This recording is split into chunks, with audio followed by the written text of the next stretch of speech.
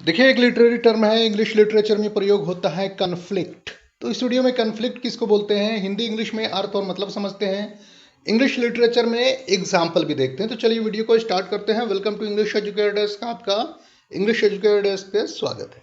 देखिए, जो शब्द है आपका कन्फ्लिक्ट, ये एक्चुअल में इसका रूट लैटिन वर्ड है, मतलब लैटिन से लिया गया है, कन्फ्लिक्टस से मतलब होता है कॉलिजन और क्लैश, संघर्ष, झगड़ा या टकराव को हम बोलते हैं कन्फ्लिक्ट।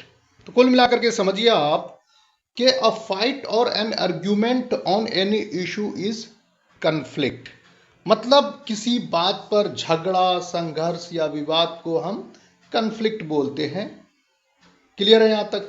देखिए, एक एग्जाम्पल से समझते हैं कन्फ्लिक्ट शब्द को, फिर आगे बढ़ेंगे, लिटरेचर में देखेंगे। देखिए, एक एग्जाम्पल है जैसे बोलेंगे कि if you and your best friend both fall in love with a same person, मतलब same girl, you will have to find some ways to resolve the conflict. देखिए, सेम गर्ल है, दोनों दोस्त उन्हीं से, सेम पर्सन से प्यार करते हैं, तो वहां पर एक कन्फ्लिक्ट होता है, मिलना किसी एक को ही है।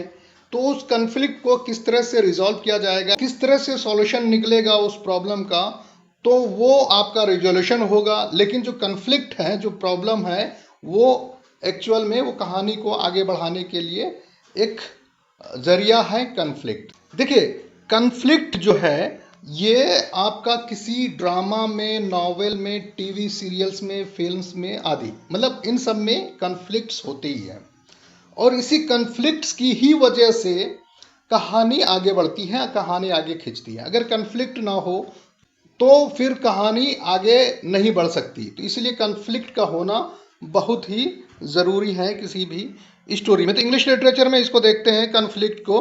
देखिए, इंग्लिश लिटरेचर में या लिटरेचर में कन्फ्लिक्ट सेम है जो मैंने आपको पहले बताया, मतलब ये एक लिटरेरी डिवाइस है, लिटरेचर में प्रयोग होता है, and characterised by a struggle between two opposing forces, two opposing groups, two opposing people. Conflict provides crucial tension in any story and is used to drive the narrative forward. वही मैंने बताया कि ये किसी भी नैरेटिव, मतलब कहानी को आगे बढ़ाने के लिए कन्फ्लिक्ट का बहुत ही अहम रोल होता है, इंपॉर्टेंट रोल होता है, क्रूशियल रोल होता है, कि टेंशन होता है कि कहानी में आगे क्या होगा। तो उस चीज़ को, उस टेंशन की वजह से कहानी और इंटरेस्टिंग बनती है। तो वही आपका कन्फ्लिक्ट है, मतलब किसी कहानी में दो विरोधी ताकतों के बीच संघर्ष को कन्फ्लिक्ट बोला जाता है। किसी एक की जीत होती है और कहानी का अंत हो जाता है। क्लियर है यहाँ तक? एग्जाम्पल से समझते हैं इसको इंग्लिश लिटरेचर में। देखिए, एग्जाम्पल है विलियम शेक्सपियर के द्वारा लिखा गया एक ड्रामा है हैमलेट।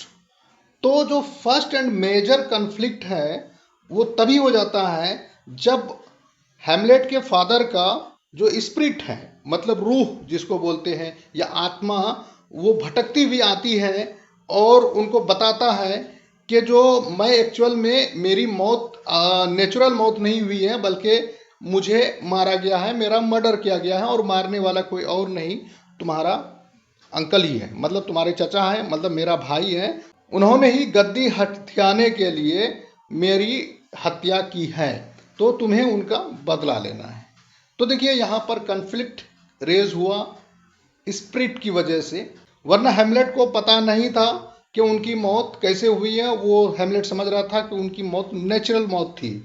दूसरा एक और एग्जांपल देखते हैं इसमें, एज यू लाइक इट। ये भी विलियम शेक्सपियर के ही द्वारा लिखा गया ड्रामा है। इसमें जो कन्फ्लिक्ट्स हैं, जैसे ओलिवर एंड ऑरलैंडो कन्फ्लिक्ट, इसी तरह से Duke Frederick and Duke Senior's conflict, मतलब ऑरलैंडो और ओलिवर दोनों भाई होते हैं। ओलिवर जो है छोटे भाई का हक मार लेता है।